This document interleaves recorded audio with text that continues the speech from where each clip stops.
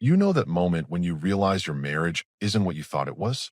Mine happened at a birthday party, in front of 20 strangers, when my wife told everyone I was basically her roommate. Let me back up a bit. My wife had been acting differently for months. More distant, more critical, always on her phone. But I figured every marriage goes through rough patches, right? So when she asked me to drive her to her friend's birthday party last Saturday, I said sure. Why not try to reconnect? The party was at some upscale house in the suburbs. The kind of place where everyone drinks wine that costs more than my lunch budget for a week. I should have known what kind of night it would be when she got out of the car and immediately started scanning the crowd like she was hunting. Oh my God, is that Jake from college? She didn't even wait for an answer before strutting over to some guy by the pool. I followed behind, carrying her purse like a trained dog. The next 3 hours were a masterclass in public humiliation. She flirted with every guy there while treating me like hired help. Honey, can you get me another wine? Baby, hold this while I take a selfie with the girls. Sweetie, the car keys are in your pocket, right? But it wasn't just the errands. She was actively flirting, touching arms, laughing too loud at mediocre jokes, giving out her Instagram to guys half her age. When some muscle-bound trainer started telling her about his workout routine, she practically melted into the guy's biceps. I stood there, watching my wife act like she was single while holding her designer purse and car keys. The irony wasn't lost on anyone at that party. Other wives were giving me sympathetic looks. Their husbands avoided eye contact entirely. Around hour 2, she was deep in conversation with some tech bro about cryptocurrency. He was obviously trying to impress her, and she was eating it up. When he asked if she was married, she glanced at me and said, "Technically, yes, but my husband doesn't really understand modern investment strategies." That's when I realized she wasn't just flirting. She was actively diminishing me to make herself more available to these guys. The breaking point came when her cousin approached us by the kitchen island. Nice woman, always been friendly to me at family gatherings. She looked confused seeing my wife practically draped over some wannabe influencer while I stood there holding drinks. "So how are you two doing? How's married life treating you?" My wife didn't hesitate. With a theatrical laugh that carried across the entire room, she announced, "What marriage? I'm basically single with a roommate who pays half the bills." The group around us erupted in laughter. The influencer guy smirked like he'd just won something. Her cousin looked mortified. Other conversations stopped as people turned to see what was so funny. Everyone was staring at me, waiting for my reaction. Some looked amused, others seemed uncomfortable, but they were all watching the show. I smiled. Not a forced smile, not an embarrassed grimace. A genuine, calm smile. "Well," I said, setting down the drinks I'd been holding, "I'm glad we cleared that up. Have a great rest of your evening, everyone." I walked over to my wife, who was still giggling with her new audience. "Since you're basically single now, I assume you have a ride home?" Her face changed instantly. The laughter died in her throat as she realized what I was saying. "Wait, you're not seriously leaving me here? You just told everyone you're single with a roommate. Roommates don't give rides to single women at parties.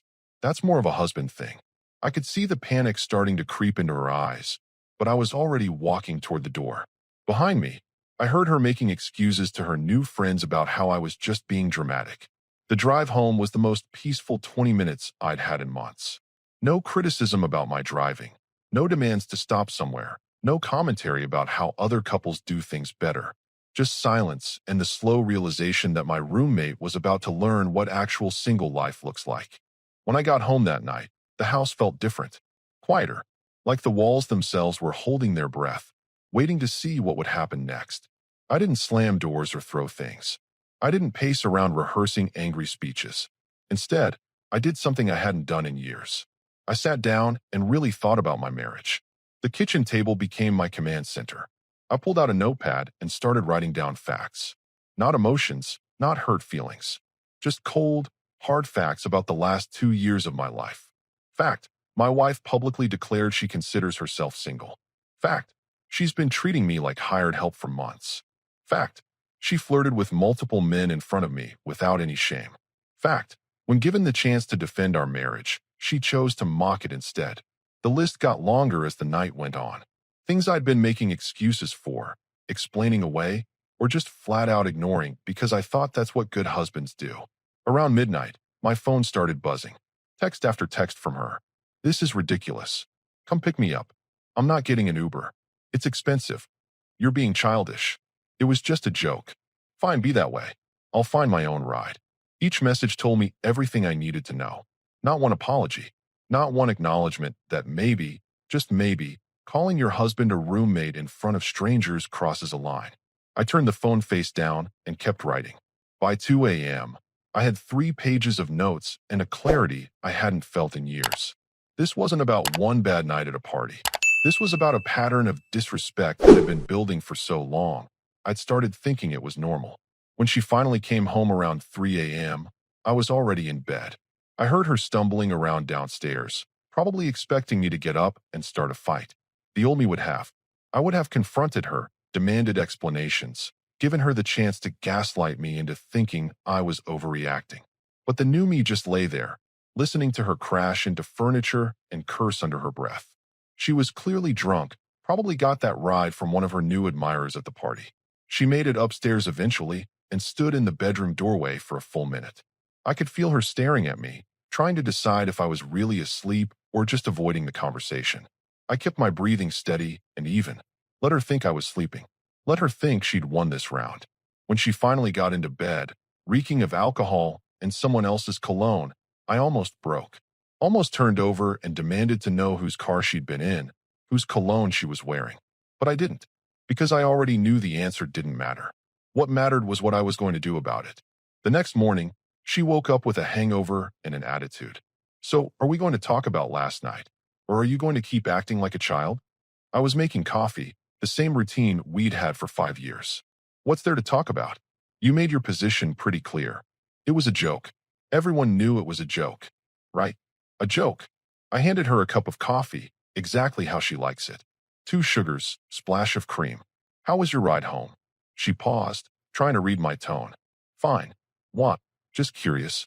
Since you're single now, I figured you'd want to start building your own support network. Stop being weird. I'm going to shower. After she left for work, I made 2 phone calls. The first was to take a personal day. The second was to a lawyer I'd found online with good reviews and reasonable rates. Not the kind of lawyer who charges $500 an hour for consultations. The kind who works with middle-class people going through middle-class divorces. I had an appointment for Thursday afternoon. For the rest of the week, I played the perfect roommate. Polite, helpful, completely emotionally detached. When she complained about her day, I listened and said appropriate things. When she wanted to watch her shows, I didn't argue about the remote. But I also stopped doing husband things. I didn't fill up her car with gas. I didn't pick up her dry cleaning. I didn't remind her about her dentist appointment. She noticed, but she couldn't really complain about it. After all, roommates don't typically handle each other's personal errands. By Wednesday, she was getting frustrated. You're acting strange. What's your problem? No problem. Just respecting your boundaries. You said you're basically single, so I'm treating you like you're basically single. You know I didn't mean it like that. How did you mean it then? She couldn't answer that question, because we both knew exactly how she meant it. Thursday afternoon, I sat in a law office that smelled like coffee and old carpet, talking to a man who'd been handling divorces for 20 years. He was straightforward, no nonsense, and surprisingly affordable. Based on what you're telling me, this should be relatively straightforward. No kids, you both work, the house is in your name. The main question is whether you want to try mediation first or go straight to filing. What's the difference? Mediation assumes both parties want to work things out. Filing assumes at least one party has made up their mind. I thought about her laughing at that party. Her complete lack of remorse. The way she'd been treating our marriage like an inconvenience for months. I've made up my mind. Then we'll start the paperwork. I'll need some documents from you. Bank statements, the deed to the house, tax returns. How soon do you want to move on this? How soon can we move? He smiled. I like clients who know what they want. Give me the documents by Monday, and we can file by the end of next week. When I got home that evening, she was on the couch scrolling through social media, probably reliving her conquest from the party. How was work? She asked without looking up. Productive, I said. Very productive. That night, while she slept off another evening of wine and social media validation, I gathered every document I'd need. Bank statements, insurance papers, the house deed, our marriage certificate. Funny how much paperwork it takes to end something that started with just 2 signatures and a kiss. The following week, I became a ghost in my own house. Not invisible, just strategically absent from the emotional chaos my wife kept trying to create. She'd gotten comfortable with my new roommate behavior over the weekend, probably thinking she'd train me into submission. Monday morning, she even made a joke about it. Look at you, being all independent and mysterious. It's almost attractive. I just smiled and handed her coffee. Glad you approve. What she didn't know was that I'd spent Sunday organizing every important document in our house. What she also didn't know was that I'd already moved half our savings into a separate account. Not hiding it, not stealing it. Just protecting what was legally mine before things got complicated. Tuesday, I took another personal day to meet with the lawyer again. This time, we went through everything in detail. Asset division, timeline, what to expect when she got served. The house is entirely in your name, he confirmed, looking at the deed. Yes, I bought it 2 years before we got married. She's not on the mortgage or the title. That simplifies things considerably. What about joint accounts? One checking account for household expenses. I moved my portion to a personal account yesterday. He nodded approvingly. Smart. A lot of people wait until after they file and then wonder why their spouse cleaned out the bank account. Any joint credit cards? 2. But I've been tracking the spending for months. I pulled out a folder I'd prepared. Mostly restaurants, shopping, stuff for herself. Nothing I'd consider marital debt. You've been planning this longer than you initially let on. No, I've been documenting this longer than I realized. I just didn't know what I was documenting it for until last Saturday. We scheduled the serving for Friday afternoon. She'd be at work, in her office, surrounded by colleagues. Professional but public enough that she couldn't have a complete meltdown. The rest of Tuesday and all of Wednesday, she kept fishing for reactions. She'd mention random guys from the party, talk about plans with friends I'd never heard of, even brought up the idea of updating our living situation to be more modern. Maybe we should think about separate bedrooms. Some couples find it helps their relationship. Whatever makes you comfortable, I said. I mean, we're practically roommates anyway, right? Your words, not mine. She was trying to push me into a fight, into giving her ammunition to justify whatever she was planning. But I'd learned something important that week. The person who stays calm controls the conversation. Thursday evening, she came home from what she called a work dinner at 11 p.m., smelling like wine and cologne again. Different cologne than Saturday night. How was dinner? I asked from the couch, not looking away from the TV. Fine. Boring work stuff. You know how it is. Must have been a long presentation. She paused halfway up the stairs. What's that supposed to mean? Nothing. Just noting that most work dinners end before 11 p.m. Are you keeping tabs on me now?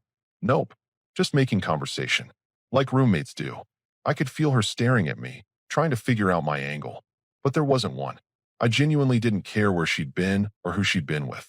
That realization was probably more unsettling to her than any jealous accusation would have been. Friday morning, she seemed nervous, kept checking her phone, asking me weird questions about my schedule. What time will you be home tonight? Regular time. What? Just wondering if you want to order takeout or something. Sure, whatever you want. She left for work looking confused and slightly panicked, like she'd been expecting some kind of confrontation that never came. At 3 p.m., while I was sitting in a coffee shop near my office, my lawyer texted me. Papers served. She called the office asking questions. Told her to have her attorney contact me. I ordered another coffee and waited. My phone started ringing at 3:47 p.m. What the hell is this? What are these papers? Divorce papers, I assume. I haven't seen them, but that's what I asked my lawyer to prepare. Your lawyer? When did you get a lawyer? Tuesday. You can't just decide to get divorced without talking to me first. I tried talking to you Saturday night. You told me we weren't married. That was a joke, was it? Because you've been treating me like a roommate for months. I figured you'd appreciate me making it official. She was crying now, that angry crying that happens when someone realizes they've lost control of a situation. You can't do this. You can't just leave me because of one stupid comment at a party. I'm not leaving you because of one comment. I'm leaving you because you meant that comment. And because you've been acting single for months while expecting me to act married. Come home. We need to talk about this. We can talk when you have a lawyer. Mine says that's how these things work. I hung up and ordered a third coffee. My phone buzzed with texts for the next hour. Anger, bargaining, threats, promises. The classic stages of someone who suddenly realizes their actions have consequences. When I finally got home around 6 p.m., she was waiting in the living room with red eyes and a glass of wine. We need to fix this. There's nothing to fix. You told me what you wanted. I'm giving it to you. I don't want a divorce. You want to be single with a roommate. That's exactly what you're about to get. That night, she tried everything. Crying, yelling, seducing, threatening. I sat through it all with the same calm I'd had at that party. Because I finally understood something that took me 5 years to learn. You can't negotiate with someone who doesn't respect you. And respect isn't something you can demand. It's something you have to enforce. Over the weekend, she went through every emotion in the book. Saturday morning started with anger, moved to bargaining by lunch, and ended with what I can only describe as strategic confusion. I don't understand why you're being so cold about this. We can work through anything. We could have worked through anything. Past tense. You're not even giving me a chance to explain. Explain what? That you've been treating our marriage like a joke for months? That you publicly humiliated me because you thought it was funny? That you've been coming home smelling like other men's cologne? She opened her mouth, then closed it. Because we both knew there was no explanation that would make any of that acceptable. Sunday, she tried a different approach. She cleaned the house, made my favorite breakfast, even suggested we watch a movie together.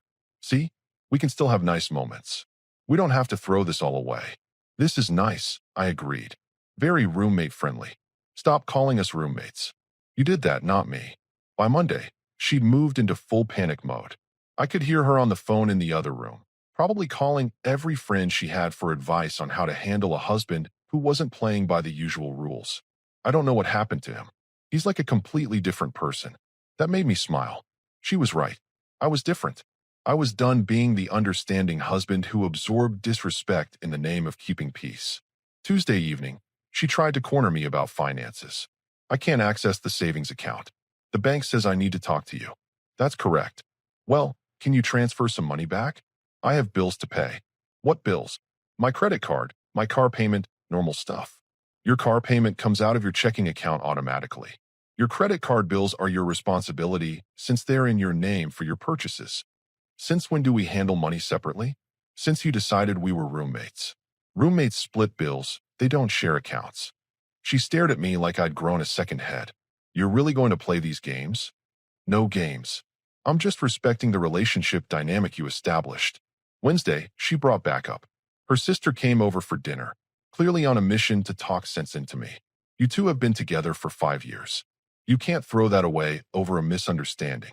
What was misunderstood? I asked genuinely. Her sister looked to my wife for help. My wife looked at her plate. She didn't mean what she said at the party. She was just being dramatic. So she was lying to make herself look good to strangers? That's not. It's more complicated than that. How? Another silence. Because it wasn't complicated at all. My wife had said exactly what she meant, and now everyone was scrambling to find a way to make it mean something else. After her sister left, she tried the direct approach. Fine. You want an apology? I'm sorry. I'm sorry I said that stupid thing at the party. There. Can we move on now? What are you sorry for, specifically? For saying we were roommates. Are you sorry you said it? Or are you sorry that's how you feel? I don't feel that way. Then why did you say it? Because I was drunk and showing off and being stupid. So you lied to strangers to impress them at my expense? She realized she'd just walked into another trap. Either she meant what she said, or she was willing to humiliate her husband for social points. Neither option made her look good. Thursday brought a new strategy, guilt. I talked to a lawyer today. He said you're entitled to half of everything anyway. So why are you being so vindictive about the money? I'm not being vindictive. I moved my money to protect it. Your lawyer should have explained that to you. He also said the house thing is complicated because I've been living here for 3 years. The house thing isn't complicated at all. It's my house. I bought it. I pay for it. It's in my name. You living here doesn't change ownership. But I've contributed to the household. You've contributed to groceries and utilities. That's not the same as contributing to the mortgage. She was getting frustrated because her lawyer had obviously told her something different than what she wanted to hear. Friday evening, she pulled out the nuclear option. I know you're mad, but we both know you're not actually going through with this. You're trying to scare me into behaving better. I looked up from the book I was reading. What makes you think that? Because you love me. And because divorce is expensive and complicated. and you hate dealing with complicated stuff. You're right about one thing. Divorce is expensive. That's why I've been setting money aside for the last month. Her face went pale. You've been planning this for a month? I've been documenting our problems for a month. I've been planning the divorce since Saturday night. You can't have made this decision that fast. Watch me. That night, she didn't come to bed until after 2 a.m. I heard her on the phone in the guest room, crying to someone about how unreasonable I was being. But here's what she still didn't understand.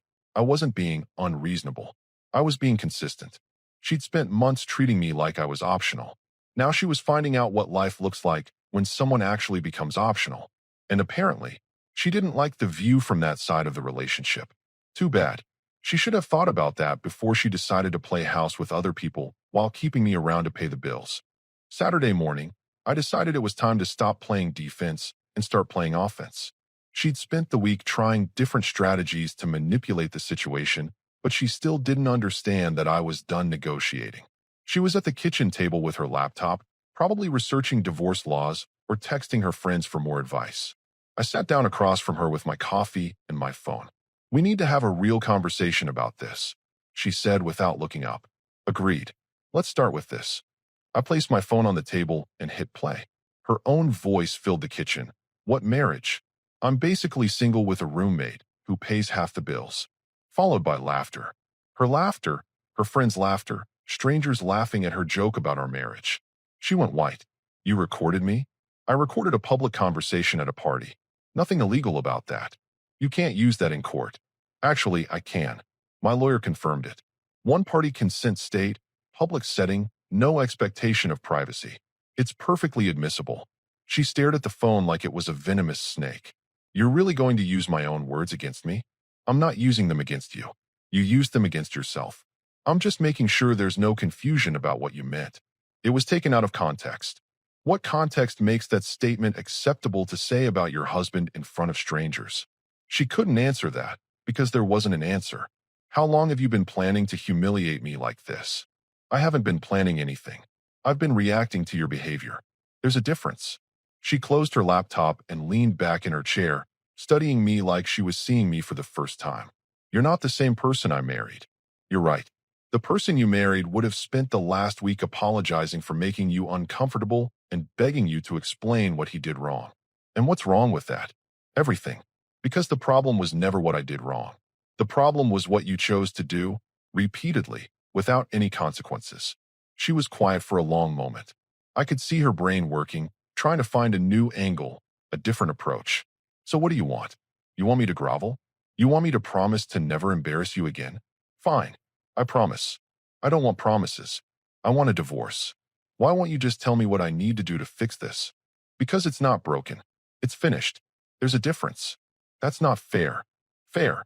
I laughed, and even I was surprised by how genuinely amused I sounded. You spent months treating me like an employee, flirted with other men in front of me, publicly declared that you don't consider us married, and I'm the one being unfair? I made a mistake. No, you made a choice. You've been making that choice for months. The party was just where you finally said it out loud. She started crying then, but it wasn't the manipulative crying from earlier in the week. This was different. This was the crying of someone who finally realized she'd lost something she thought she could take for granted forever. I don't want to lose you. You already lost me. You lost me the first time you treated me like I was disposable. Everything since then has just been paperwork. Can't we try counseling? Can't we try to work through this? Work through what? You telling your therapist that you called your husband a roommate at a party? You explaining to a professional that you've been coming home smelling like other men? You describing how you flirt with strangers while your husband watches? Each question hit her like a physical blow, because she was finally hearing her behavior described by someone who wasn't going to make excuses for it. I never cheated on you. I never said you did. But you've been auditioning for something better while keeping me around as a backup plan. That might not be cheating, but it's not marriage either. So that's it. 5 years, and you're just walking away. I'm not walking away. I'm being honest about what's already happened. You walked away months ago. You just expected me to follow behind you, carrying your purse and pretending nothing changed. She buried her face in her hands. What am I supposed to do now? Whatever single people do. You've been practicing for months. I can't afford to live alone. That's not my problem anymore. You're really going to put me out on the street? I'm going to live in my house. You'll need to find your own place. When the divorce papers specify 60 days, my lawyer says that's standard and generous. 60 days? That's not enough time. It's more time than you gave me to process being called a roommate at a party. She looked up at me with red, swollen eyes. I hate what I did to us. Good. You should hate it. Maybe that'll help you treat the next guy better. There's not going to be a next guy. There's always a next guy with you. The difference is, he won't have to watch you shop for his replacement at parties. That evening, she tried one last time to find a compromise. What if I moved into the guest room temporarily, just until I find a place? I wouldn't bother you. I'd pay rent. It would be like actual roommates. No. Why not? Because I'm done being convenient for you. Please. I'm asking for help. You should have thought about asking for help before you decided to ask for a divorce without actually filing the paperwork. I never asked for a divorce. Yes, you did. You just did it in the worst possible way. You asked for all the benefits of being single while keeping all the benefits of being married. That's not sustainable. I was just being stupid and dramatic. And I was just being smart and decisive. The next morning, she was gone when I woke up. Her car was gone, most of her clothes were gone, and there was a note on the kitchen counter. I'm staying with my sister until I figure things out. I hope you're happy. I poured myself coffee and sat down to read the morning news. I was happy. For the first time in months, I was genuinely, completely happy. The house was quiet, peaceful mine. No one was going to walk through that door later and treat me like hired help. No one was going to flirt with strangers while expecting me to watch and smile. No one was going to publicly humiliate me and then get angry when I had the audacity to respond with dignity. I was free, and it felt incredible. 3 weeks later, she came back, not to move back in, but to discuss our situation like adults. She'd been staying with her sister, and apparently that arrangement was wearing thin on everyone involved. I've had time to think, and I realized we both made mistakes. I was sitting on my couch, in my house, drinking coffee from my favorite mug that hadn't been moved or borrowed or criticized in weeks. What mistakes did I make? You gave up on us too easily. You didn't fight for our marriage. I fought for our marriage for months. You just didn't notice because I was fighting alone. That's not true. When's the last time you did something specifically to make me happy? Not something that made you look good or feel good, but something purely for my benefit. She opened her mouth, then closed it. The silence stretched out for nearly a minute. I can't think of a specific example right now, but I know I've done things. That's the problem. You can't think of any because you haven't done any. Marriage became something that happened to you, not something you participated in. I want to try again. I want to participate now. Too late. Why is it too late? People change. People grow. Marriages can recover from worse than this. Because I don't want to recover. I want to move forward. She sat down uninvited on the chair across from me. I miss you. You miss having a husband. There's a difference. No, I miss you specifically.